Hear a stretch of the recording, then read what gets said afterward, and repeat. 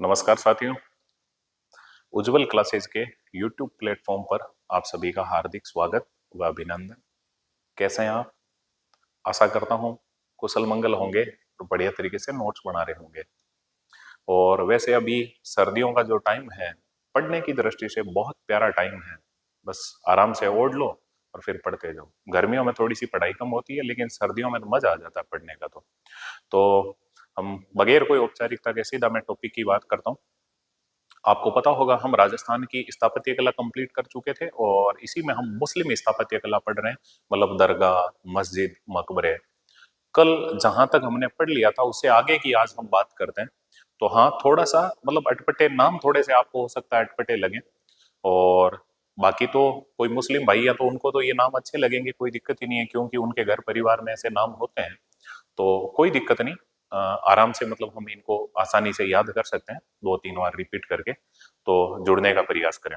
देखो, जैसा कि स्लाइड में आपके सामने है, नवाब रूहेल खां का मकबरा ये कहाँ पे है? झुंझुनू में।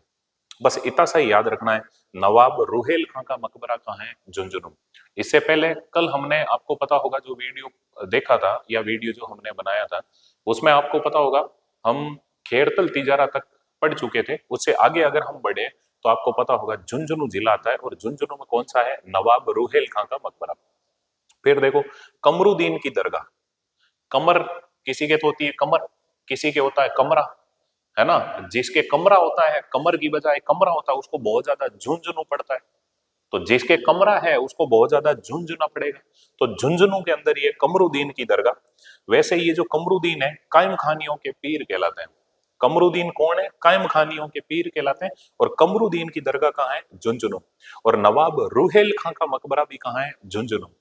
नवाब रूहेल खां का मकबरा। अब नवाब तो भले नहीं बोलो तो भी कोई दिक्कत नहीं, इतना याद रख लो, रूहेल खां का मकबरा और कमरुद्दीन की दरगाह। रूहेल खां का मकबरा और कमरुद्दीन की दरगाह दोनों के दोनों कहाँ है? झुंझुनू। आराम से याद रह जाएगा। इससे आगे चलते हैं। देखो भाई, शक्कर पीर बाबा, मेरे हिसाब से ये वेरी वेरी इंपॉर्टेंट है, और यहां से निश्चित तौर पे क्वेश्चन पूछा जा सकता है। शक्कर पीर बाबा की दरगाह। शक्कर तो हर घर में होती है यार, शक्कर को पीर है। शक्कर पीर बाबा की दरगाह, ध्यान करना, शक्कर पीर बाबा को कहते हैं नरहड़ का पीर। नरहड़ का पीर। नरहड़ का पीर कौन कहलाते हैं? शक्कर पीर बाबा। और इनका जो शक्कर पीर बाबा की दरगाह है वो कहाँ है? चिड़ावा। और चिड़ावा कहाँ है? झुंझुनू के अंदर। झुंझुनू के अंदर ये चिड़ावा, चिड़ावा में है शक्कर पीर बाबा की दरगाह। और यहाँ शक्कर पीर बाबा की दरगाह में उर्स कब बढ़ता है? कृष्ण जन्माष्टमी को। और आप जानते हो कृष्ण जन्माष्टमी कब आती है? भाद्र कृष्ण अष्टमी। आप वैसे आपको पता होगा, कोई भी महीना होता है उसके दो पक्ष होते हैं। एक सबसे पहले होता है कृष्ण पक्ष, जो एकम से लेके अमावस्या तक होता है। एक होता है शुक्ल पक्ष, जो एकम से लेके पूर्णिमा तक होता है। तो ये जो भादवे का महीना है, इस कृष्ण पक्ष में आपको पता है कौन से त्योहार आते हैं? बड़ी तीज, ऊब छठ, कृष्ण जन्माष्टमी, गोगा नवमी, बच्छ बारस, शतिया अमावस्या। वापिस देखें, बड़ी तीज, फिर ऊब छठ, कृष्ण जन्माष्टमी, गोगा नवमी, बच्छ बारस और शतिया अमावस्या। ऐसे ही शुक्ल पक्ष में बात करें, बाबेरी बीज, हरतालिका तीज, गणेश चतुर्थी, ऋषि पंचमी, राधा अष्टमी, तेजा दशमी, जल जुलनी एकादशी और अनंत चतुर्दशी। तो शुक्ल पक्ष आप जानते हो एकम से लेके पूर्णिमा तक वो होता है शुक्ल पक्ष। पूर्णिमा को महीना एंड हो जाता है, अमावस्या को महीने का आधेट आ जाता है, हाफ आ जाता है, 15 दिन हो जाते हैं। तो वैसे भी याद रख लो, भगवान कृष्ण, भगवान कृष्ण कैसे थे? कालियो कड़ूंटो, है ना, हमारी गाड़ी को डलेवर। तो भगवान कृष्ण तो काले ही थे, और काले थे तो फिर आपको पता होगा पक्ष कैसा होगा? कृष्ण पक्ष। दिमाग में रखना।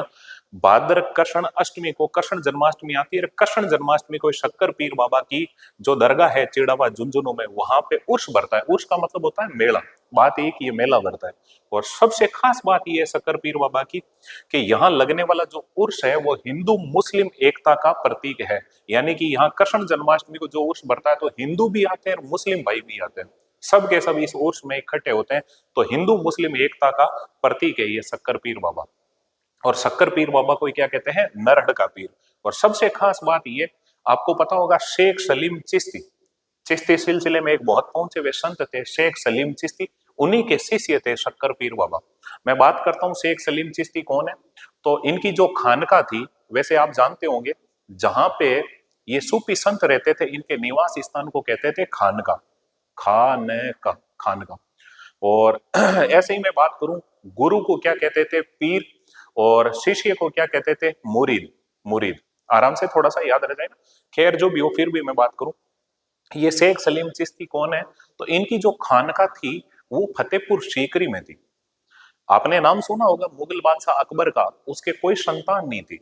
अकबर दर दर की ठोकरें खाता गया, इधर उधर भटकता रहा। और फिर किसी ने अकबर को कहा कि आप ऐसा कीजिए, शेख सलीम चिश्ती आगरा से थोड़े से ही दूर फतेहपुर सीकरी में रहते हैं, वो बहुत पहुंचे हुए संत हैं, और अगर आप वहां चले जाएं और माथा टेक लें तो आपको अगर आशीर्वाद मिल जाए तो आपके पुत्र रत्न की प्राप्ति हो सकती है। अब आप खुद सोचें, एक भारत का बादशाह जिसके कोई संतान नहीं है, तो कितना मतलब उसको यूं अजीब लगेगा कि यार मेरे संतान नहीं है, अब साम्राज्य कौन संभालेगा। इसीलिए तो अकबर, आपको पता है, संतान प्राप्ति के लिए तो माथा टेकने के लिए आता था ख्वाजा मोइनुद्दीन चिश्ती की दरगाह में। ख्वाजा मोइनुद्दीन चिश्ती की दरगाह में सर्वाधिक बार जियारत करने वाला अगर कोई बादशाह था तो वो कौन था? मुगल बादशाह अकबर। 14 बार आया था ख्वाजा मोइनुद्दीन चिश्ती की दरगाह में। आगे पढ़ेंगे हम, उस टाइम चर्चा करेंगे भैया। तो अकबर है अपनी पत्नी, जो आमेर के कच्छा वंश के राजा भारमल या बिहारी मल की पुत्री थी, जिनका नाम था हरकाबाई। तो हरकाबाई और अकबर दोनों के दोनों शेख सलीम चिश्ती की कुटिया में जाते हैं फतेहपुर सीकरी, और वहां से उन पर फिर शेख सलीम चिश्ती की मेहरबानी होती है, इनका आशीर्वाद मिलता है। और उसके बाद में उस हरकाबाई की कोख से अकबर के एक पुत्र होता है, और उसका नाम फिर इन्हीं शेख सलीम चिश्ती के नाम पर क्या रखा जाता है? सलीम। जहांगीर का जो वास्तविक नाम था, बचपन का नाम था, वो क्या था भाई? सलीम। तो फिर होता क्या है, जब सलीम हो गया उसके बाद में आपको पता है आगरा जो अकबर की राजधानी थी, तो शेख सलीम चिश्ती से अकबर बहुत प्रभावित होता है। अकबर अपने किसी नुमाइंदे को भेजता है शेख सलीम चिश्ती के पास और कहता है कि आपको बादशाह ने आगरा बुलाया है राजधानी के अंदर। तो शेख सलीम चिश्ती वापस लिख कर भेजते हैं कि भाई जो आने वाला बंदा है मेरे पास आता है, मैं कहीं नहीं जाता। अकबर समझ जाता है, और उसके बाद में कहते हैं अकबर ने आगरा से अपनी राजधानी ट्रांसफर कर ली थी। वो कहाँ ले गया था अकबर? फतेहपुर सीकरी। और वहीं अकबर ने, आपको पता होगा, फतेहपुर सीकरी को राजधानी बनाया, बुलंद दरवाजा बनाया। वहीं आपको पता है दीवाने आम, दीवाने खास। और फिर जब शेख सलीम चिश्ती का इंतकाल हो गया तो फिर शेख सलीम चिश्ती का जो मकबरा वगैरह वो बनाया, वो भी अकबर ने बनाया, फतेहपुर सीकरी में ही बनाया। तो ये मुगल काल की कुछ बातें हो जाएगी, मैं ज्यादा बात नहीं कर रहा। तो ये बहुत पहुंचे हुए संत थे शेख सलीम चिश्ती, और इन्हीं शेख सलीम चिश्ती के जो शिष्य हैं उनका नाम क्या है? शक्कर पीर बाबा। और इन्हें नरहड़ का पीर कहते हैं। बहुत बार एग्जाम में क्वेश्चन पूछा हुआ है, नरहड़ का पीर किसे कहा जाता है? शक्कर पीर बाबा को। इनका उर्स कहाँ पे भरेगा या इनकी दरगाह कहाँ है? चिड़ावा झुंझुनू में। वही कृष्ण जन्माष्टमी को इनका उर्स भरेगा, जो हिंदू मुस्लिम एकता का प्रतीक है। और शक्कर पीर बाबा हैं वो शिष्य किसके हैं? शेख सलीम चिश्ती के। तो देखो झुंझुनू के अंदर देखो, एक तो हो गया रूहेल खां का मकबरा, एक हो गया कमरुद्दीन की दरगाह, और एक हो गया शक्कर पीर बाबा। तो देखो याद कैसे रखोगे? रूहेल खां, कमरुद्दीन, ऐसे याद रख लो। रूहेल खां, कमरुद्दीन। मैं इधर की तरफ बात कर लूं, देखो रूहेल खां और कमरुद्दीन, कमरुद्दीन, रूहेल खां, कमरुद्दीन और शक्कर पीर बाबा। रूहेल खां, कमरुद्दीन और शक्कर पीर बाबा। रूहेल खां, कमरुद्दीन और शक्कर पीर बाबा, ये कहां पे हैं? झुंझुनू के अंदर। बस इतना सा याद रख लें, रूहेल खां, कमरुद्दीन, शक्कर पीर बाबा। रूहेल खां, कमरुद्दीन, शक्कर पीर बाबा। देखो नाम थोड़े अटपटे हैं, 2-3 बार लेंगे तो अपने आप याद हो जाएंगे। फिर आगे बढ़ते हैं। देखो अब बात करते हैं हमीदुद्दीन नागौरी की दरगाह। भैया ये जो हमीदुद्दीन नागौरी है, इन्हें कहते हैं तारकिन सुल्तान, यानी कि सन्यासियों का सुल्तान। ख्वाजा मोइनुद्दीन चिश्ती ने इनको कहा था तारकिन सुल्तान। कहा जितने भी सन्यासी हैं उन सन्यासियों के सुल्तान हो आप। और इन्हें कहते हैं राजस्थान का दूसरा ख्वाजा। हमीदुद्दीन नागौरी की दरगाह है कहाँ? नागौर में। और आपको पता होगा यहाँ राजस्थान का दूसरा बड़ा उर्स लगता है। तो राजस्थान का सबसे बड़ा उर्स कहाँ लगता है? ख्वाजा साहब का उर्स लगता है, और वो कहाँ लगता है? अजमेर में। ये कहते हैं ख्वाजा साहब के साथ ही, ख्वाजा मोइनुद्दीन चिश्ती के साथ ही ये फारस से इधर भारत की ओर आए थे। ख्वाजा मोइनुद्दीन चिश्ती आपको पता होगा 1191-92 में, आपको पता है मोहम्मद गोरी ने भारत पर आक्रमण किया था। तो मोहम्मद गोरी के आक्रमण के साथ में ख्वाजा मोइनुद्दीन चिश्ती भी भारत आए थे, उसी टाइम में हमीदुद्दीन नागौरी भी भारत आए थे। तो ये जो हमीदुद्दीन नागौरी है, कुछ लोग कहते हैं ख्वाजा साहब के शिष्य थे और कुछ लोग कहते हैं कि नहीं, साथ के रहने वाले ही थे। तो ये जो हमीदुद्दीन नागौरी है, ये नागौर के अंदर इनकी मतलब कहूँ तो दरगाह बनी हुई है, और इन्हें तारकीन सुल्तान कहते हैं, सन्यासियों का सुल्तान कहते हैं। ये बहुत बार एग्जाम में प्रश्न पूछ लिया। हमीदुद्दीन नागौरी की दरगाह है कहाँ? नागौर में। और हमीदुद्दीन नागौरी को क्या कहते हैं? तारकीन सुल्तान या सन्यासियों का सुल्तान। और क्या कहते हैं? राजस्थान का दूसरा ख्वाजा। और बस राजस्थान का दूसरा बड़ा उर्स है, तो सबसे बड़ा उर्स कौन सा है? ख्वाजा साहब का उर्स। ये नागौर के अंदर दरगाह हो गई।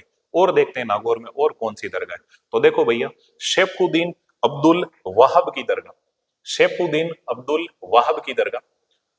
ये करीना वाला सेपू नहीं हो, तुम ऐसे मत सोच लेना कि करीना वाला सेपू है। शेखुद्दीन अब्दुल वहाब की दरगाह। ये जो दरगाह है ना, इसे बड़े पीर की दरगाह कहते हैं। शेखुद्दीन अब्दुल वहाब की दरगाह, शेखुद्दीन अब्दुल वहाब की दरगाह। अन्य नाम क्या हो जाएगा? बड़े पीर की दरगाह। है कहां? नागौर में। और भैया, ये कादरिया सिलसिले की सबसे बड़ी दरगाह मानी जाती है। सर, ये सिलसिला क्या है?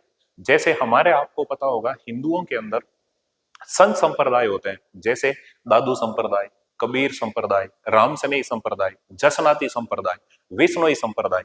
ऐसे ही मुस्लिम जो संत हो गए थे, जो फकीर हो गए थे, उन्होंने जो संप्रदाय चलाया उसे क्या कहते हैं? सिलसिला। जैसे चिश्ती सिलसिला, जैसे कुराकिया सिलसिला, जैसे नक्शबंदी सिलसिला, ऐसे ही कादरिया सिलसिला। तो राजस्थान के अंदर कादरिया सिलसिले की जो सबसे बड़ी दरगाह मानी जाती है वो कौन सी है? शेखुद्दीन अब्दुल वहाब की दरगाह।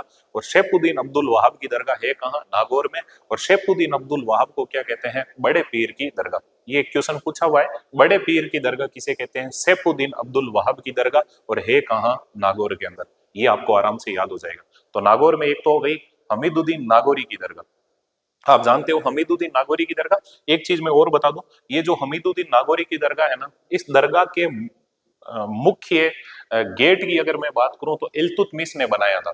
वो तारकीन सुल्तान का जो दरवाजा है वहां पे, ए तारकीन का दरवाजा, वो दरवाजा किसने बनवाया था? इल्तुतमिश ने बनवाया था। इल्तुतमिश द्वारा हमीदुद्दीन नागौरी की दरगाह के बाहर एक गेट बनवाया गया है। और वो जो दरवाजा है वो पूछा जा सकता है, थोड़ा सा दिमाग में रख लेना, इसमें एक्स्ट्रा ऐड कर लेना विशेषता में। एक तो ये विशेषता हो गई, एक विशेषता और लिख सकते हो कि इस हमीदुद्दीन नागौरी की दरगाह का मुख्य दरवाजा इल्तुतमिश द्वारा निर्मित है। बस इतना सा दिमाग में रख लेना।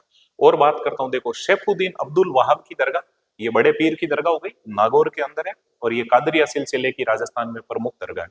फिर बात करते हैं भैया, देखो नागौर से एक नया जिला बन गया था, डीडवाना कुचामन, उसकी भी बात करेंगे। लेकिन नागौर में एक जगह आती है बड़ी खाटू। तो बड़ी खाटू में देखो कौन सी दरगाह है? तो यहाँ पे है बाबा इसका की दरगाह। बाबा इसका, ये बाबा किसका? बाबा इसका, बाबा किसका? बाबा इसका की दरगाह। और ये कहाँ है? बड़ी खाटू, नागौर में। वो खाटू वाले शाम अलग है, ये नागौर के अंदर बड़ी खाटू और छोटी खाटू जाइल से थोड़े आगे जगह पड़ती है। तो बड़ी खाटू के अंदर है बाबा इसका की दरगाह, याद रख लेना।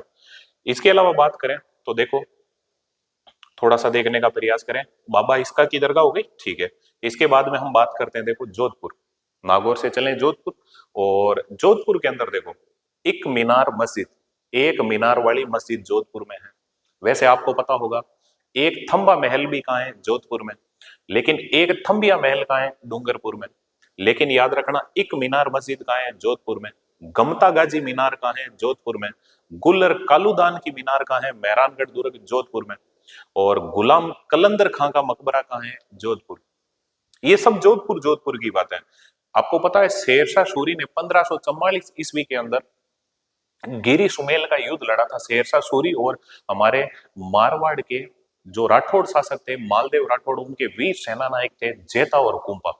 और इस युद्ध में जेता और कुंपा लड़ते हुए, बहादुरी के साथ लड़ते हुए वीर गति को प्राप्त होते हैं। और इसी युद्ध के बारे में शेरशाह सूरी कहता है, मैं मुट्ठी भर बाजरे के लिए पूरे हिंदुस्तान की बादशाह खो देता। तो जब शेरशाह सूरी ने ये युद्ध फतेह कर लिया, उसके बाद में मेहरानगढ़ दुर्ग को जीत लिया था। और मेहरानगढ़ दुर्ग कहाँ पे है? जोधपुर में। और इसी मेहरानगढ़ के अंदर शेरशाह सूरी ने अपने नाम से मस्जिद बनाई, जिसे शेरशाह सूरी की मस्जिद कहते हैं, शॉर्ट में कहते हैं सूरी मस्जिद, याद रह जाएगा।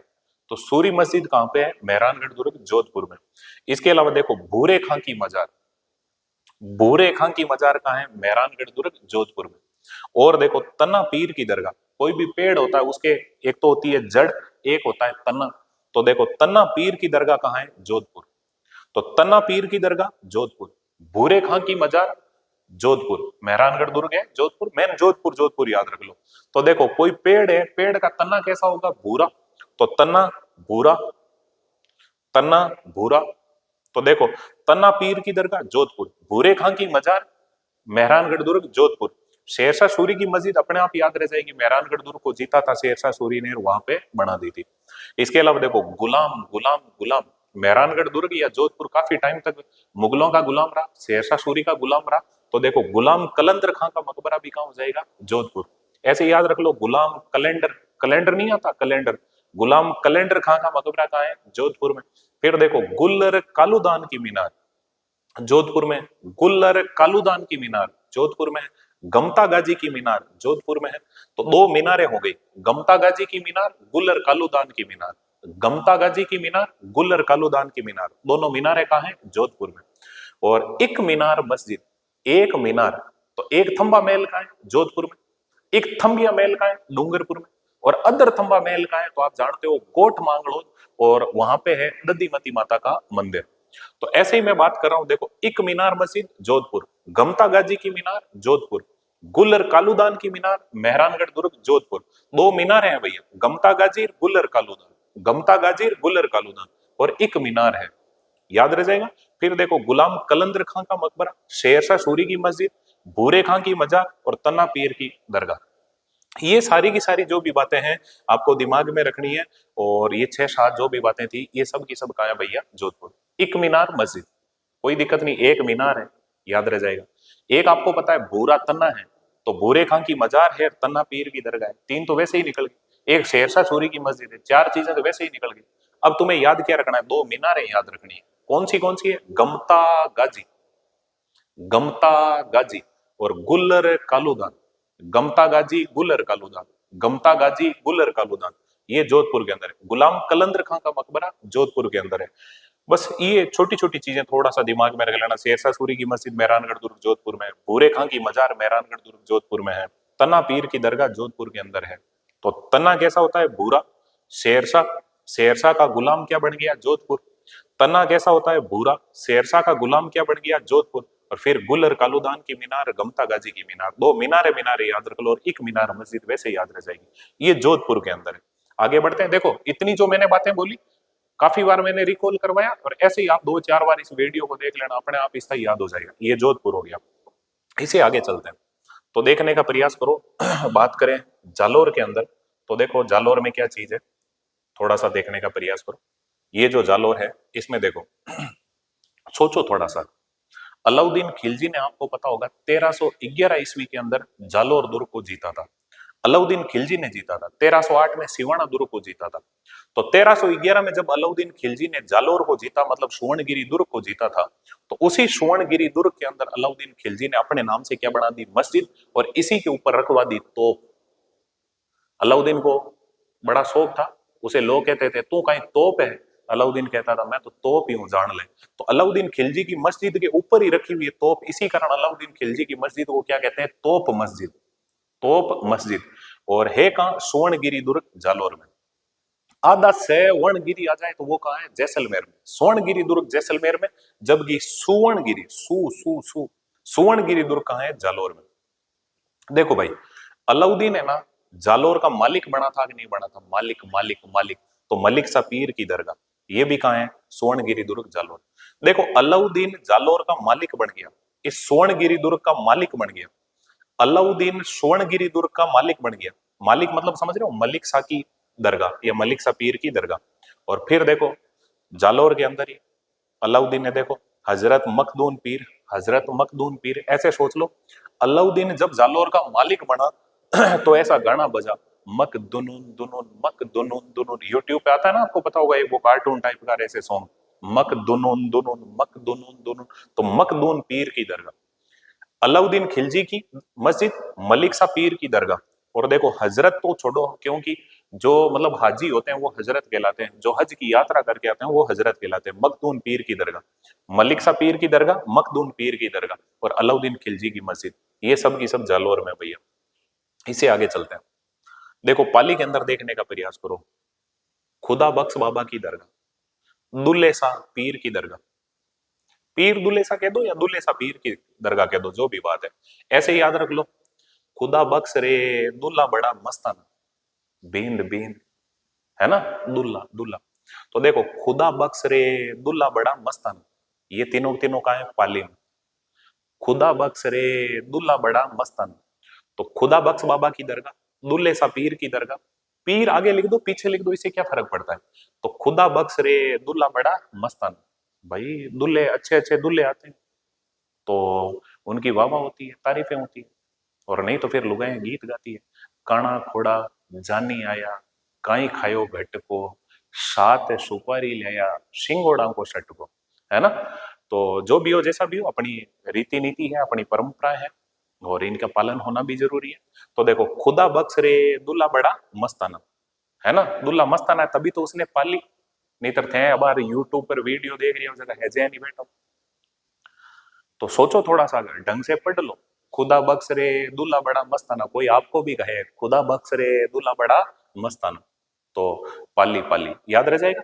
खुदा बख्श बाबा की दरगाह शादड़ी जगह पड़ती है पाली में, और पीर दुलेसा की दरगाह केरला जगह पड़ती है पाली में, और मस्तान बाबा की दरगाह सोजत पाली में। आराम से याद रह जाएगा। देखो पाली और जालोर टच में ही है। जालोर में आपको पता होगा, देखो अलाउद्दीन मालिक, अलाउद्दीन मालिक और मखदूम पीर की दरगाह, अलाउद्दीन मालिक और मखदूम पीर। अभी तो हमने देखा है, देखो अलाउद्दीन मालिक और मखदूम पीर, अलाउद्दीन मालिक और मखदूम पीर। अलाउद्दीन खिलजी की मस्जिद है, मलिक सा पीर की दरगाह है और मखदूम पीर की दरगाह है।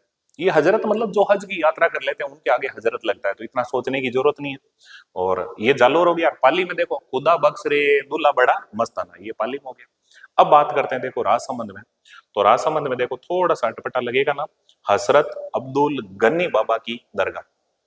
तो हसरत और अब्दुल को छोड़ो, एक बार याद रखो गन्नी बाबा, गन्नी बाबा की दरगाह, गन्नी बाबा की दरगाह ना द्वारा राजसमंद में। ये गिन्नी नहीं हो, ये क्या है, गन्नी, गन्नी बाबा की दरगाह ना द्वारा राजसमंद में। फिर देखो हकीम का सूर, आप जानते हो महाराणा प्रताप की तरफ से हल्दी घाटी के युद्ध में लड़ने वाला एक पठान योद्धा, एक मुस्लिम योद्धा, जिसका नाम क्या था भाई, हकीम का सूर, हकीम का सूर। तो उस हकीम का सूर की जो मजार है वो कहाँ पे है, रक्त तलाई खमनोर राजसमंद। और वैसे आप जानते हो 18 जून 1576 को जो हल्दी घाटी का युद्ध हुआ था उसे और क्या क्या कहते हैं, तो आप जानते हो गोगुंदा का युद्ध किसने कहा था, बदायूं ने। वही बदायूनी जिसने हल्दी घाटी के युद्ध का आंखों देखा वर्णन किया था, किस किताब में, मुंतख्वाब उल त्वारिक में, मुंतख्वाब उल त्वारिक में। खैर मैं बात करता हूं, थोड़ा सा देखने का प्रयास करें। उसी हल्दी घाटी के युद्ध को और क्या कहते हैं, खमनोर का युद्ध, और किसने कहा था, अबुल फजल ने। तो ये खमनोर जगह आपको पता होगा राजसमंद में। खमनोर जगह कहाँ है, राजसमंद में। इसी खमनोर के अंदर है हकीम का सूरी की मजार, हकीम का सूरी की मजार। फिर देखो मामा भांजा की दरगाह कहाँ पे है, राजसमंद में। लेकिन मामा भांजा का मंदिर कहाँ है, अटरू, जो कहाँ है, बारा। मामा पूछ रहा है भांजे से, भांजा कहाँ रहता है रे, भांजा कहता है मामा अटरू। मामा कह रहा है घर के 12, वो कह रहा है बिल्कुल 12। तो मामा भांजा का मंदिर तो कहाँ होगा, अटरू 12, और मामा भांजा की मजार कहाँ होगी, पल्लू हनुमानगढ़। हनुमानगढ़ में जगह है पल्लू। लेकिन मामा भांजा की दरगाह पूछ ले तो वो कहाँ है, राजसमंद। ये मामा भांजा, तीन चीजें यहाँ क्लियर होती है। देखो मामा भांजा मजार पल्लू हनुमानगढ़, और मामा भांजा का मंदिर अटरू 12, और मामा भांजा की दरगाह कहाँ है, राजसमंद। तो राजसमंद में देखो कौन सी दरगाह है, थोड़ा सा आप जानने का प्रयास करें। जो राजसमंद में दरगाह, एक तो है गन्नी बाबा की दरगाह, एक है हकीम का सूर की मजार, और एक है मामा भांजा की दरगाह। गन्नी बाबा की दरगाह और मामा भांजा की दरगाह, गन्नी बाबा की दरगाह, मामा भांजा की दरगाह, गन्नी बाबा की दरगाह, मामा भांजा की दरगाह राजसमंद में ही है, और हकीम का सूर की मजार भी खमनौर राजसमंद में ही है। तो राजसमंद में तीन चीजें हो गई, क्या क्या, गन्नी बाबा की दरगाह, मामा भांजा की दरगाह और हकीम का सूर की मजार। गन्नी बाबा की दरगाह, मामा भांजा की दरगाह और हकीम का सूर की मजार, ये राजसमंद में। पाली में कैसे याद रखोगे, दुल्ला बड़ा मस्ताना, खुदा बख्श रे दुल्ला बड़ा मस्ताना, खुदा बख्श रे दुल्ला बड़ा मस्ताना। मस्तान बाबा की दरगाह है तो मस्ताना, आराम से याद रह जाएगा, खुदा बख्श रे दुल्ला बड़ा मस्ताना।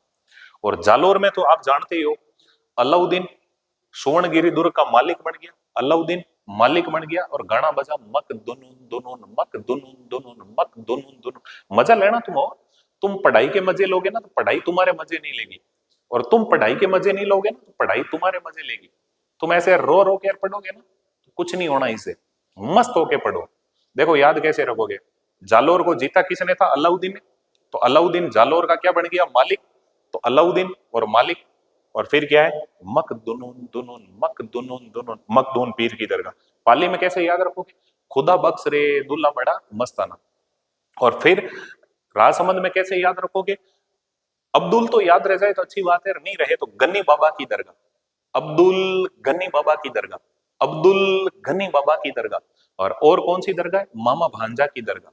यार और क्या है भैया? हकीम का सूर की मजार। ये सब राजसमंद के अंदर है। अब आगे बढ़ते हैं, देखो अब आते हैं भैया अजमेर में। ख्वाजा मेरे ख्वाजा दिल में समा जा। तो ख्वाजा मोइनुद्दीन चिश्ती की दरगाह कहां पे भैया? अजमेर। ना तेरा ना मेरा, ये है अजमेरा। मैं तेरा इसलिए कह रहा हूं, 1113 ईस्वी के अंदर आपको पता होगा अजयराज चौहान ने अजमेर शहर बसाया था। तो अजमेर के अंदर एक ख्वाजा मोइनुद्दीन चिश्ती की दरगाह। आपको पता होना चाहिए, ये जो ख्वाजा मोइनुद्दीन चिश्ती की दरगाह है बनाई किसने थी? तो मांडू का सुल्तान था गयासुद्दीन। मध्य प्रदेश में जगह पड़ती है मांडू, मध्य प्रदेश में ही है, और जिसे हम माड़वा कहते हैं वही मांडू। और यहाँ का सुल्तान है गयासुद्दीन। हालांकि दिल्ली सल्तनत काल में तुगलक वंश का भी एक राजा होगा गयासुद्दीन तुगलक, तुगलक वंश का संस्थापक, वो अलग है, ये गयासुद्दीन अलग है। तो मांडू के सुल्तान गयासुद्दीन ने ख्वाजा मोइनुद्दीन चिश्ती की क्या बनाई थी? दरगाह। अब ये जो दरगाह है, यहाँ पे उर्स भरेगा, मेला भरेगा। तो मेला कब भरता है? रजब महीने में। रजब महीने में आपको पता होगा हिजरी संवत का एक महीना है रजब महीना। तो वो रजब महीने में 1 तारीख से लेके 6 तारीख तक यहाँ पे उर्स भरता है, मतलब मेला भरता है। जब उर्स भरेगा तो इस पे ध्वजा फहराई जाती है। वो कौन फहराता है? भीलवाड़ा का गौरी परिवार। मोहम्मद गोरी, वो गोरी थे ना, ऐसे ही वो गोरी परिवार, भीलवाड़ा का गोरी परिवार है, इस उर्स के अंदर ध्वजा फहराता है। फिर बात करें इस ख्वाजा मोइनुद्दीन चिश्ती की दरगाह में किन किन चीजों का निर्माण हो रखा है, तो पहली चीज तो ये ख्वाजा साहब की जो पक्की मजार बनाई थी, मजार मतलब आप समझ रहे हो, जहां पे खा के दफन किया गया था ख्वाजा साहब को, तो उसके ऊपर जो मजार बनी हुई है पक्की मजार, वो गयासुद्दीन ने बनाई, इसी मांडू के सुल्तान ने। और उस मजार के ऊपर जो गुंबद बनाया, वो भी गुंबद किसने बनाया? गयासुद्दीन ने। तो यहाँ पक्की मजार किसने बनाई? गयासुद्दीन ने। और गुंबद किसने बनाया? गयासुद्दीन ने। फिर देखो ये जो दरगाह है, दरगाह में एंट्री करोगे तो एंट्री करते ही गेट है, उसका नाम है निजाम द्वार। निजाम द्वार ये बनाया था मीर उस्मान अली ने, मीर उस्मान अली ने निजाम द्वार बनाया। इसके अलावा ख्वाजा साहब की दरगाह में और बात करें, अकबर के द्वारा बनाई गई है अकबरी मस्जिद। फिर अकबर का पोता है, जहांगीर का बेटा है शाहजहां, उस शाहजहां ने बनाई है शाहजहानी मस्जिद। और फिर अकबर ने इसके अंदर बनाई है बड़ी देग। ये देग क्या होती है? तो आपको पता होगा ख्वाजा साहब के यहाँ इस दरगाह के अंदर जाओगे तो यहाँ पे भैया एक बहुत गहरी ऐसे कढ़ाई बना रखी है। तो उस कढ़ाई के अंदर लोग रुपए पैसे और चढ़ावा करते रहते हैं, और वहीं प्रसाद वगैरह बाद में जब उर्स लगता है तो उसी कढ़ाई के अंदर प्रसाद बनता है। तो ये है बड़ी देग, मतलब एक कढ़ाई। और एक छोटी देग अकबर का बेटा है जिसका नाम क्या है? जहांगीर। इस जहांगीर ने यहाँ पे क्या बनाई है? छोटी देग, छोटी कढ़ाई। तो 2 कढ़ाइयां हैं घुसते ही। और इसके अलावा आपको पता होगा अकबर ने बनाई है इबादत करने के लिए अकबरी मस्जिद, और शाहजहां ने बनाई है शाहजहानी मस्जिद। तो 2 मस्जिद है इसके अंदर ही। इसके अलावा बात करें बेगम दालान, ये क्या है? एक बगीचा है। किसने बनाया? जहां आरा ने। शाहजहां की बेटी है जिसका नाम है जहां आरा। आपको पता होगा शाहजहां के बेटे थे दारा सिको, औरंगजेब, शाह शुजा, मुराद। ऐसे ही बेटी का नाम क्या है? जहां आरा। जो जब शाहजहां का निधन हुआ था तब तक जहां आरा ने साथ निभाया था, ये शाहजहां की बेटी थी जहां आरा। तो इस जहां आरा ने बेगमी दालान बनाया, मतलब इसके बीच के अंदर बेगमों के बैठने के लिए क्या बनाया? बगीचा। तो ये कुछ मैंने बात की है ख्वाजा साहब की दरगाह की। तो मैं थोड़ी सी बात और करता हूं आपके सामने, थोड़ा सा देखने का प्रयास करें एक बार। मैं आपको ये बताना चाहता हूं, देखो ख्वाजा साहब की जो दरगाह है ना, उस दरगाह का ये देखो ये गेट है। तो इसे आप कह सकते हो मुख्य जो दरवाजा, इसे आप कह सकते हो निजाम द्वार। ये निजाम द्वार। यहाँ अंदर जाओगे तो यहाँ पे ये ख्वाजा साहब की अंदर क्या बनी हुई है, ये देखो। यहाँ पे मान लो जैसे ख्वाजा साहब को मतलब खा के सुपुर्द मिट्टी किया गया था। तो ये जो पक्की, देखो हमने अभी जो देखा ना, ये देखो ये पक्की मजार, तो यही वो पक्की मजार है। और इसके ऊपर आपको पता होगा, इसके ऊपर ये बना रखा है गुंबद, ये गुंबद बना रखा है। तो ये पक्की मजार और ये जो गुंबद बनाया, तो ये किसने बनाया था? पक्की मजार और गुंबद ये गयासुद्दीन ने बनाया। और ये जो गेट है ये निजाम द्वार कहलाता है, ये निजाम द्वार, निजाम द्वार। तो ये निजाम द्वार किसने बनाया? तो आप जानते हो ये निजाम द्वार किसने बनाया, उसका नाम है मीर उस्मान अली। तो मैं यहाँ पे लिख देता हूँ मीर उस्मान अली, मीर उस्मान अली, मीर उस्मान अली। तो ये निजाम द्वार किसने बनाया? मीर उस्मान अली ने। ठीक। और ये जो पक्की मजार है और ये जो गुंबद है ये किसने बनाया? तो ये तो हो जाएगी मजार, ख्वाजा साहब की मजार, और ये ऊपर हो जाएगा गुंबद, ये किसने बनाया? ये बनाया गयासुद्दीन ने। इसके अलावा मैं बात करूं तो यहाँ पे देखो ये हो जाएगी अकबरी मस्जिद। तो ये मस्जिद आप जानते हो इबादत खाना, एक तरह का इबादत करें अकबरी मस्जिद।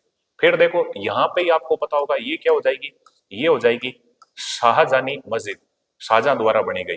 इसी के अंदर देखो ये मैंने पूरा देखो ख्वाजा साहब की ये दरगाह बनाने का प्रयास कर रहा हूं, आप समझने का प्रयास करें।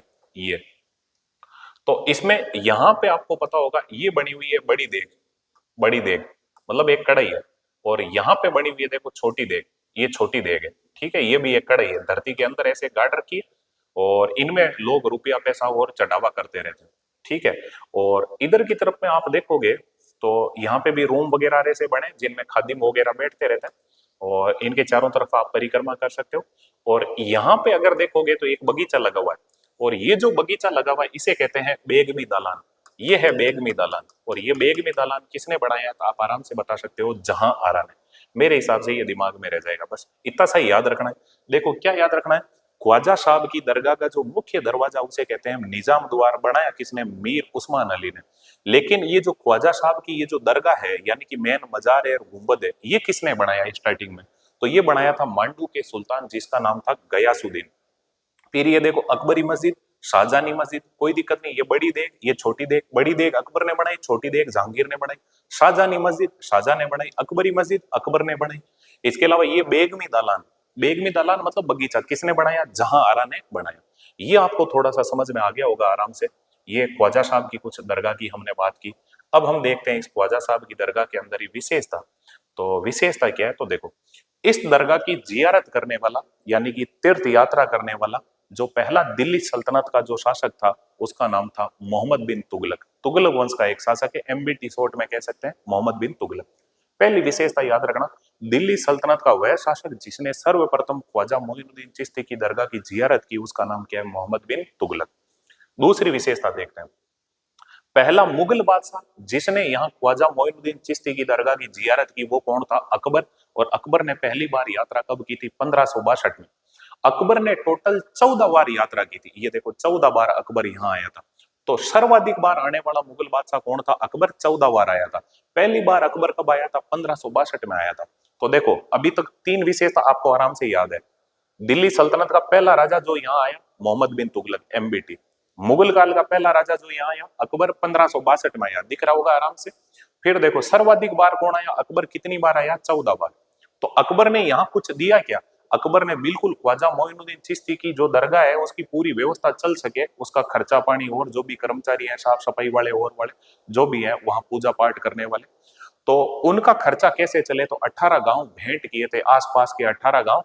तो उससे जो भी इनकम टैक्स वगैरह जो भी मतलब टैक्स होता था, उसे जो इनकम होती थी वो यहाँ ख्वाजा साहब की दरगाह में आ जाती थी। इसके अलावा देखो सबसे खास बात देखो, मेवाड़ के महाराणा जगत सिंह सेकंड ने भी इस दरगाह के खर्चे चलाने के लिए 4 गांव भेंट किए थे। तो आराम से याद रह जाएगा। देखो दिल्ली सल्तनत काल का पहला शासक जो यहाँ आया उसका नाम है मोहम्मद बिन तुगलक। मुगल काल का पहला शासक जो यहाँ आया उसका नाम है अकबर। कब आया? 1562 में। सर्वाधिक बार इसकी यात्रा करने वाला या इसकी जियारत करने वाला मुगल बादशाह कौन था? अकबर, 14 बार। अकबर ने इसको 18 गांव दान में दिए, और मेवाड़ के महाराणा जगत सिंह सेकंड ने इसको कितने गांव दिए? 4 गांव दान में दिए। और इसके अलावा देखो यहाँ जियारत करने वाला प्रथम मराठा शासक कौन था? वो था भाई साहू जी, छत्रपति साहू जी। सर ये छत्रपति साहू जी कौन थे? तो आपको पता होगा छत्रपति शिवाजी के ये पोते थे भैया। छत्रपति शिवाजी के ये क्या थे भैया? पोते। आराम से याद रह जाएगा आपको। तो ये जो साहू जी हैं ये पहले मराठा थे जो यहाँ यात्रा करने आए थे, मतलब शासक थे। और इसके अलावा देखो, राजस्थान के एक स्वतंत्रता सेनानी है जिनका नाम है अर्जुन लाल सेठी, और उनका अंतिम जीवन यहीं बीता था। और कहते हैं इसी दरगाह के अंदर बाद में अर्जुन लाल सेठी को दफनाया गया था। ये वही अर्जुन लाल सेठी हैं जो कहते थे कि यदि अर्जुन लाल नौकरी करेगा तो इन अंग्रेजों को भारत से बाहर कौन खदेड़ेगा। वही अर्जुन लाल सेठी थे भैया। हम आगे राजस्थान के व्यक्तित्व पढ़ेंगे, उस टाइम हम इनकी चर्चा करेंगे। तो ये थोड़ा सा आप दिमाग में रखना। ख्वाजा मोइनुद्दीन चिश्ती की दरगाह के बारे में जो भी हमने बातें की, मेरे हिसाब से याद रह जाएगा। विशेषता तो आराम से बता सकते हो ना। दिल्ली सल्तनत काल का पहला राजा जो यहाँ यात्रा करने आया उसका नाम है मोहम्मद बिन तुगलक। मुगल काल का पहला राजा जो कौन है? अकबर। कितनी बार आया? 16 बार। पहली बार कब आया? 1562 में। अकबर ने यहाँ कितने गांव दान में दिए? 18 गांव। और मेवाड़ के जो महाराणा है उन्होंने कितने गांव दान में दिए? 4 गांव। इसके अलावा मराठा पहला कौन था जो यहाँ आया? तो आप बता सकते हो उसका नाम क्या है भाई? छत्रपति, जिसका नाम है शाहूजी महाराज। और फिर आप बता सकते हो ऐसा राजस्थान का क्रांतिकारी जिसका अंतिम जीवन यहीं बीता और बच्चों को कहते हैं अरबी फारसी की शिक्षा देते थे, फिर यहीं इनका निधन हो गया और यहीं इनको दफना दिया। वो कौन थे भाई? अर्जुन लाल सेठी। याद रह जाएगा। अब हम बात करते हैं भैया, ये जो ख्वाजा मोइनुद्दीन चिश्ती है इनकी बायोग्राफी भी देख लें। ख्वाजा साहब को क्या कहते हैं? गरीब नवाज। काफी बार क्वेश्चन पूछा हुआ है, गरीब नवाज के नाम से कौन जाने जाते हैं? ख्वाजा मोइनुद्दीन चिश्ती। इसके अलावा इन्हें और क्या कहते हैं? सूफी संतों ने इन्हें कहा था आफताब हिंद। आफताब हिंद यानी कि हिंद का, हिंदुस्तान का अलबेला संत। और देखो, सुल्तान उल हिंद किसने कहा? मोहम्मद गोरी ने। सुल्तान उल हिंद किसने कहा? हम तो सुल्तान है, ये सुल्तानों से भी ऊपर सुल्तान है। सुल्तान उल हिंद, हिंदुस्तान का सुल्तान इनको किसने कहा? मोहम्मद गोरी ने। फिर देखो, इनका जन्म हुआ था संजरी, जो फारस या ईरान में पड़ती है। इनके पिता का नाम था सैयद गयासुद्दीन, गयासुद्दीन, और इनकी माता का नाम था शाह नूर। और इनके गुरु थे, उनका नाम था हजरत, हजरत मतलब जो हज की यात्रा कर लेते हैं, शेख उस्मानी। और ये भारत कब आए थे? 1191 में मोहम्मद गोरी ने जब पहली बार तराइन का युद्ध लड़ा था, भारत पे आक्रमण किया था, उस टाइम आए थे। मोहम्मद गोरी के साथ ये भारत आए थे। और इन्होंने जो संप्रदाय चलाया, जो सिलसिला चलाया, उसका नाम क्या है? चिश्ती सिलसिला। और ख्वाजा मोइनुद्दीन चिश्ती के ही शिष्य माने जाते हैं जिनका नाम क्या है? हमीदुद्दीन नागौरी। और हमीदुद्दीन नागौरी की दरगाह कहाँ पे? नागौर में। तो ये थोड़ा सा ख्वाजा साहब की भी मैंने यहाँ पे बायोग्राफी लिख दी ताकि आपको पता रहे। उपनाम क्या है? गरीब नवाज। इन्हें और क्या कहते हैं? आफताब हिंद। और क्या कहते हैं? सुल्तान उल हिंद। इनका जन्म हुआ संजरी, ईरान में। और इनके पिता का नाम है हजरत ख्वाजा सैयद गयासुद्दीन, और इनकी माता का नाम है बीबी शाहनूर, और इनके गुरु का नाम है उस्मानी, शेख उस्मानी। और भारत आए थे मोहम्मद गोरी के साथ, और इन्होंने जो सिलसिला चलाया उसका नाम क्या है? चिश्ती सिलसिला। और यानी कि भारत में चिश्ती सिलसिले को लोकप्रिय बनाया था। ये किस सिलसिले से जुड़े हुए हैं? चिश्ती सिलसिले से। और बात करते हैं, देखो भाई, तो अजमेर के अंदर हमने ख्वाजा मोइनुद्दीन चिश्ती की दरगाह पढ़ ली, आपको बढ़िया तरीके से याद रह गई होगी।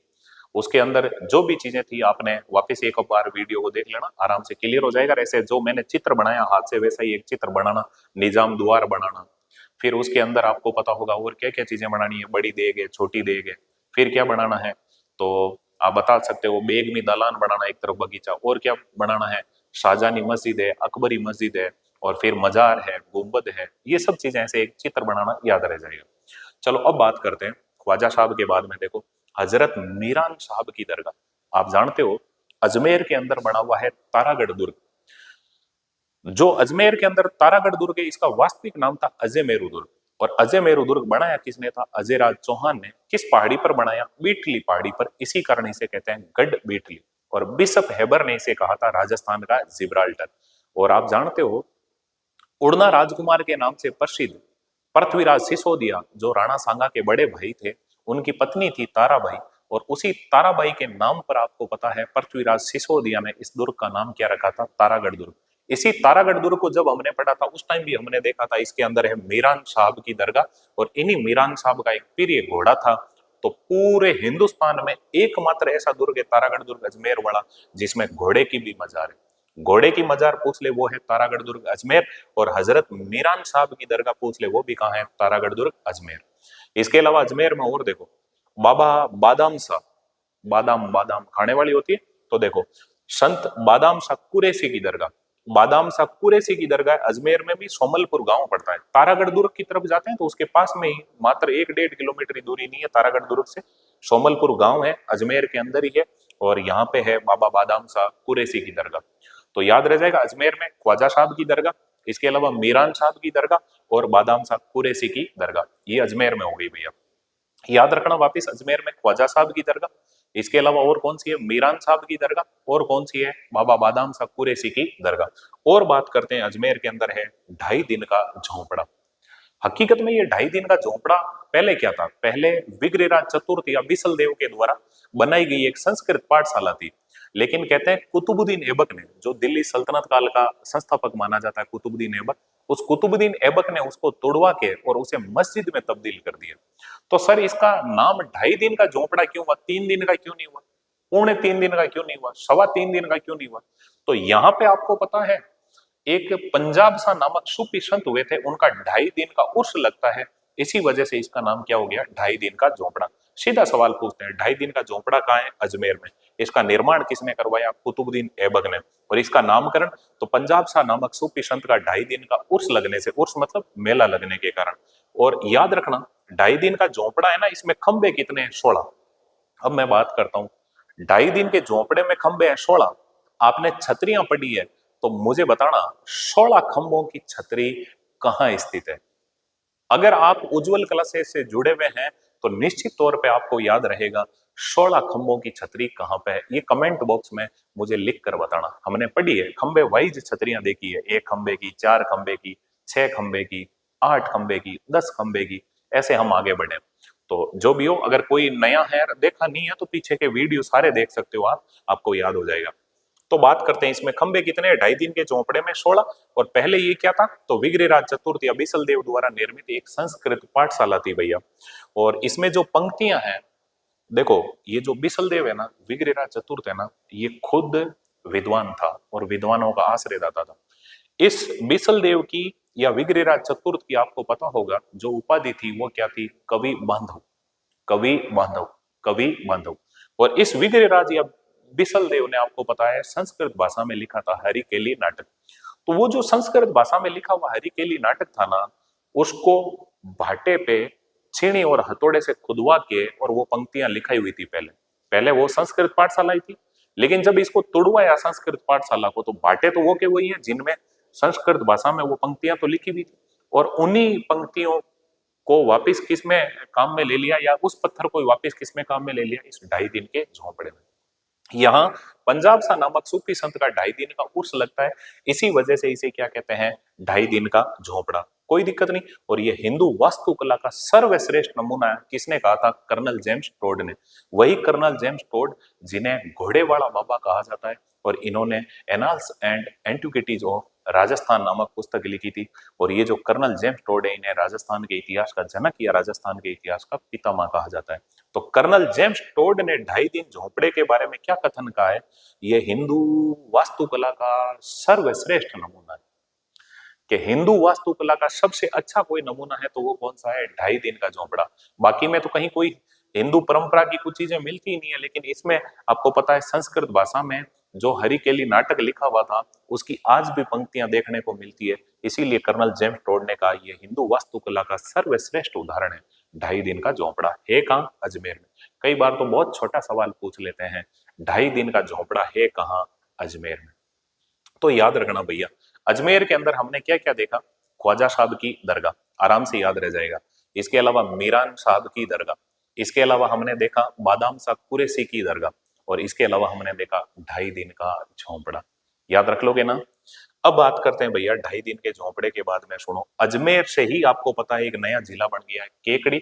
और यहाँ केकड़ी के अंदर जगह पड़ती है सरवाड़। सरवाड़ का किला भी देखा था हमने, केकड़ी के अंदर है। तो इसी सरवाड़ केकड़ी के अंदर आपको पता है ख्वाजा साहब के बेटे हैं जिनका नाम है फखरुद्दीन चिश्ती। फखरुद्दीन चिश्ती। तो फखरुद्दीन चिश्ती की दरगाह अगर आपसे पूछ ले तो वो फखरुद्दीन चिश्ती की दरगाह का है सरवाड़ केकड़ी में। और ये ख्वाजा साहब के क्या थे भाई, पुत्र। तो फखरुद्दीन चिश्ती की दरगाह कहाँ हो जाएगी, सरवाड़। और सरवाड़ जगह कहाँ पड़ती है, केकड़ी में। मेरे हिसाब से दिमाग में रह जाएगा। इसके अलावा और बात करें तो देखने का प्रयास करो, और बात करते हैं। तो ये अजमेर से केकड़ी आ गए। अब देखते हैं टोंक के अंदर, रजिया फंस गई कुंडों में। ये रजिया सुल्तान का मकबरा कहाँ है, टोंक में। आप जानते हो रजिया सुल्तान कौन थी। तो देखो, दिल्ली सल्तनत काल की बात करूं तो दिल्ली सल्तनत काल का जो वास्तविक संस्थापक माना जाता है वो है इल्तुतमिश। इल्तुतमिश इल्तुतमिश के जो भी बेटे थे वो सब अयोग्य थे, सब नाजोगे किस्म के थे, और इसीलिए इल्तुतमिश ने मरते टाइम वसीयतनामा लिखा और उसमें लिखा कि मेरी उत्तराधिकारी कौन बने, रजिया सुल्तान। तो ये इल्तुतमिश की बेटी थी रजिया सुल्तान। लेकिन हुआ क्या, इल्तुतमिश के मरते ही रजिया सुल्तान शासिका बननी थी, लेकिन भैया इल्तुतमिश का ही एक बेटा था जो शाह तुर्कान, इल्तुतमिश की एक पत्नी थी शाह तुर्कान, उसका बेटा था जिसका नाम था रुकनुद्दीन। उस रुकनुद्दीन ने जनता को बरगलाया और कहा ये महिला है, ये अपने इस्लाम में तो लिखा हुआ महिला कैसे शासन करेगी, ये महिला होकर शासन नहीं कर सकती, आप मुझे ही शासक बनाएं। तो एक बार तो क्या किया, इल्तुतमिश के मरते ही रुकनुद्दीन को शासक बना दिया और रजिया को शासक बनने नहीं दिया। गुटबाजियां होती थी पहले, लेकिन बाद में आपको पता होगा वो रुकनुद्दीन दारूडिया टाइप का आदमी था, नशेड़ी आदमी था और सही ढंग से शासन चला नहीं पाया। तो इसीलिए दिल्ली की जनता से गुहार लगाई रजिया सुल्तान ने, कहा देखो मेरे पिताजी ने वसीयतनामा छोड़ा है और उन्होंने मुझे ही उत्तराधिकारी घोषित किया था, मैं आपसे अपील करती हूँ आप मुझे यहाँ की शासिका बनाएं और मैं बढ़िया तरीके से शासन चलाऊंगी। तो फिर कहते हैं कि दिल्ली की जनता ने उस शाह तुर्कान को कूटा भूंडी तरीके से, और ये जो रुकनुद्दीन था इसी रजिया सुल्तान का भाई था दारूडिया, क्या भूंडा ठोका उसको, है ना, भगा भगा के दौड़ा दौड़ा के ठोका, और फिर शासिका किसको बनाया, रजिया सुल्तान को। लेकिन रजिया फंस गई गुंडों में। कैसे, ये जो रजिया थी ना, आपको पता है वही रजिया जो बिल्कुल मर्दाना वेश में आती थी, ये कुल्ला और काबा पहन के आती थी, टोपी यूं तिरछी टोपी, कोट पहन के आती थी, ये थोड़ा सा मर्दों को अखरता था। आज भी मर्दों को अखरता है, कोई लेडीज थोड़ी सी बन ठन के निकले तो मर्दों को यूं अखरता है कि देखो लुगाई इनका भोगना फूट यार, क्यों भाई भोगना था का ही सही है, थे ही पहन सको, औरतें कपड़े नहीं पहन सकती अच्छे, क्यों नहीं पहने, उसकी मर्जी, जैसा उसको सूट करे पहने। तो उस टाइम में, आज तुम्हारी ये मानसिकता है तो उस टाइम रजिया के टाइम तो आप सोचो लोगों की क्या मानसिकता रही होगी, लोग इससे जलस करने लगे। और दूसरी खामी रजिया की ये थी कि इस रजिया के दरबार में एक रहता था, आपको पता होगा, जलालुद्दीन याकूत। ये 7-8 फीट हाइट वाला हबशी, अबिसीनिया का, अफ्रीका में एक देश है अबिसीनिया, वहां का निवासी था जलालुद्दीन याकूत। उससे ये प्रेम करने लगे और इस बात से फिर हमारे यहाँ के जो लोग थे उनको जलस हुई और कहते हैं कि लास्ट में फिर रजिया की हत्या हो जाती है। ये कभी दिल्ली सल्तनत में हम बात करेंगे। वही रजिया सुल्तान, उसका मकबरा कहाँ पे है, टोंक में, टोंक में। तो दिमाग में रखना, एकमात्र दिल्ली सल्तनत की मुस्लिम शासिका जिसका नाम क्या था, रजिया सुल्तान, उसका मकबरा कहाँ बना हुआ है, टोंक में।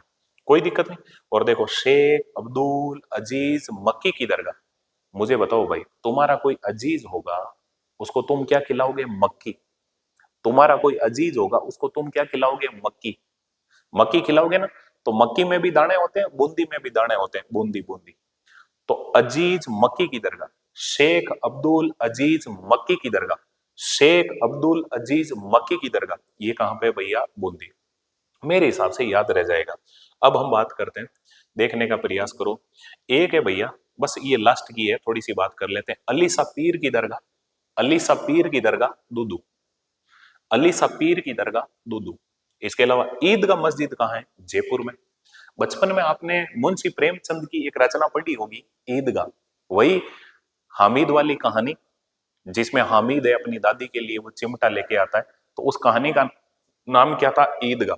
तो ईदगाह मस्जिद कहाँ है, जयपुर में। अकबर की मस्जिद कहाँ है, आमेर, जयपुर में। और भैया नालीसर मस्जिद कहाँ है, सांबर, जयपुर में। तो सांबर झीलें हैं, सांबर झील है और झील से क्या बन गई है, नाली। तो नालीसर मस्जिद कहाँ है, सांबर, जयपुर में। अकबर की मस्जिद कहाँ होगी भाई, आमेर में, जयपुर में। ईदगाह मस्जिद कहाँ है, जयपुर में।